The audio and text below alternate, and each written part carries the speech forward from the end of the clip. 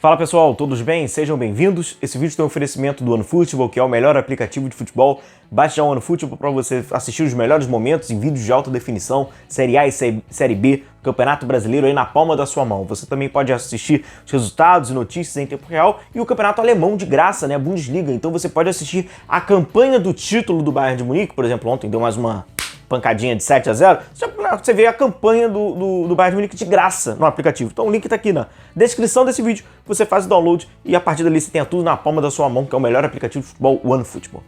Pessoal, eu acho que a gente pode, a palavra detalhe, né, no caso detalhes, eles acabaram passando muito por esse resultado do Flamengo, por esse 1-1 contra o Palmeiras, tá? Vamos começar falando taticamente do jogo. O Flamengo, né, com aquela formação que a gente já está acostumado, né, com esse time alternativo, ele teve um tanto que dificuldade para sair jogando dessa vez, né? Aquele quinteto que acaba participando, que são os dois zagueiros, o volante mais à frente, os dois laterais, eles tiveram um pouco de dificuldade, né? O Pablo flerta bastante com risco, hein? E aquela recuada que o Pablo dá no segundo tempo pro Santos, o Santos salvou, defesaça, porque foi ali com o Rony muito mais rápido, né? Ele meio que ali na dividida, mas fez uma defesaça. O Pablo flertando com risco. O Davi Luiz com posicionamento, uma postura corporal. Inclusive falamos na nossa live, né, mostrei pra vocês, assim, meio que esquisitão, aquilo que ele estava fazendo, e aí acaba rifando. O time lá na frente não tinha característica, né, pra receber essa bola um pouco mais rifada, e aí Mateuzinho, Ayrton Lucas e o Thiago Maia na frente também com dificuldade, O Flamengo teve um pouco que dificuldades nessa saída de bola.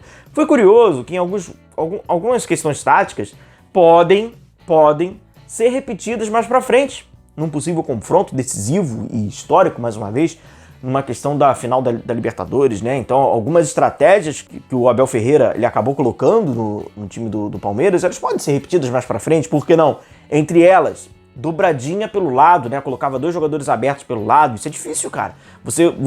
O Ayrton Lucas, por exemplo, fez um excelente jogo.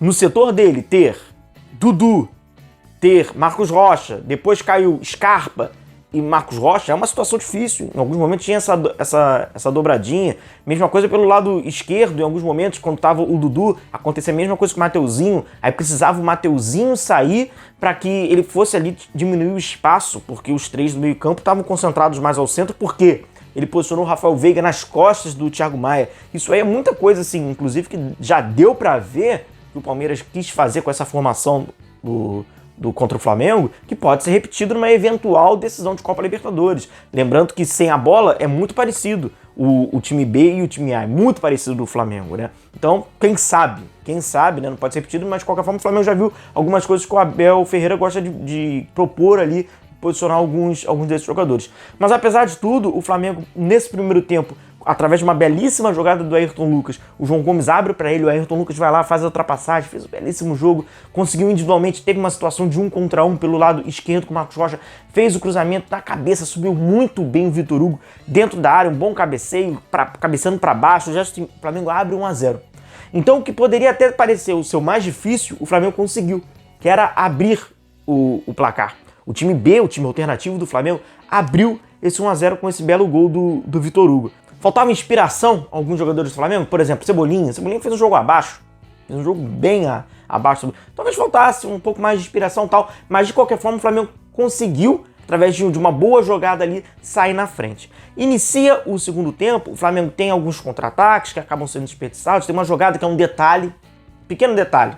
O Lázaro, dentro da área, ele consegue, através de 1 contra 1, deixar o Gustavo Gomes, né, sem pai, sem mãe, dribla, fica lá todo arreganhado dentro da área, na cara do gol, olha o detalhe, naquele momento dele levantar a cabeça para buscar embaixo da perna do goleiro, você levanta a cabeça, tem a frieza de virá-la, ele ia encontrar um companheiro livre, e assim, foi um detalhe que não fez, inclusive, esse time alternativo do Flamengo não ampliar.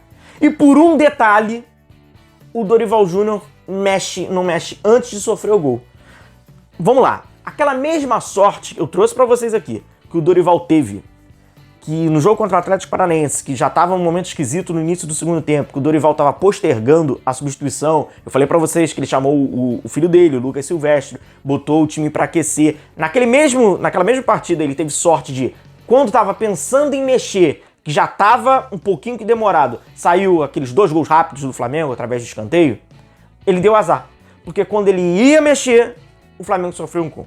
E o Flamengo sofre um gol num detalhe, que a bola fica meio que descoberta ali pro Rafael Veiga, a última linha, acaba se distanciando, porque tá esperando uma jogada individual de linha de fundo, que era isso que o Palmeiras vinha fazendo. Ele busca o meio, tinha 3 jogadores do Palmeiras naquele pequeno espaço, entre esses o Rafael Veiga, que tem qualidade, que dá tempo de dominar, levantar a cabeça. Cara, nesse futebol, com alguns jogadores, se não reduzir sempre, esse detalhezinho faz diferença. Botou no cantinho e deu um empate. E aí sofreu o gol.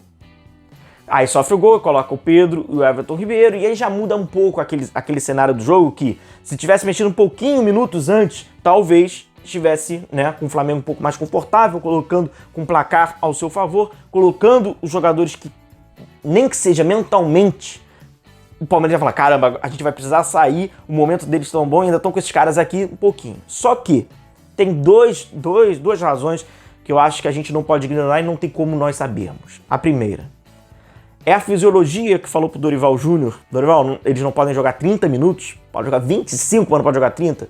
Esses 5 minutos fizeram muita diferença, tá? E a última, não foi a primeira vez, e infelizmente talvez não seja a última, a não ser que saia como um aprendizado, que o Dorival mexe entre 20 e 25 minutos. Talvez seja da característica do Dorival, não motivado por necessidades, tal, quando ele tem um conforto, mesmo assim é uma estratégia entre 20 e 25 minutos. O pessoal mais velho, acompanhou futebol nos anos 90, início dos anos 2000, vai lembrar também de 2 treinadores do futebol brasileiro, Zagallo e Parreira. Eles tinham um certo vício de só mexer com 15 minutos do segundo tempo. A galera vai lembrar. O Dorival, em alguns jogos, já parece que gosta de mexer entre 20 e 25. Assim como ele teve muita sorte no jogo contra o Atlético Paranaense, ele acabou tendo um azar, porque no momento que ele ia mexer, ele acabou sofrendo gol. Pequenos detalhes que fazem um jogo de futebol ser muito bom, pequenos detalhes que fazem um jogo de futebol ser imponderável e pequenos detalhes que fazem a gente gostar e gostar bastante desse jogo.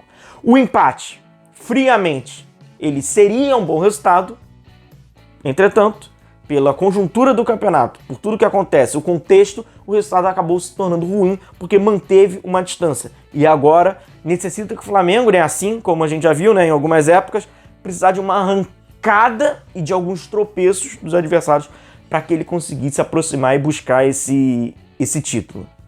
Outra questão que coloca, por uma conjuntura de estratégia, né, de escolhas, uma, em aspas, obrigação pela competitividade e chegar na decisão da Copa do Brasil. Afinal, o time acaba privilegiando algumas outras competições e com isso, por consequência, ele tem a obrigação, então, de conseguir o resultado, de conseguir se aproximar dessa decisão da Copa do Brasil. Próximo jogo contra o São Paulo, aí sim, com o time titular. É disso, é de pequenos detalhes e de grandes detalhes como a partida de futebol pode ser decisiva. O Flamengo deu aquele gostinho amargo pro torcedor que poderia ter ganho, mas esses detalhes fizeram o contrário. Forte abraço a vocês, galera. Continue se cuidando. A gente vai se vendo por aqui. Um abração. Tchau, tchau.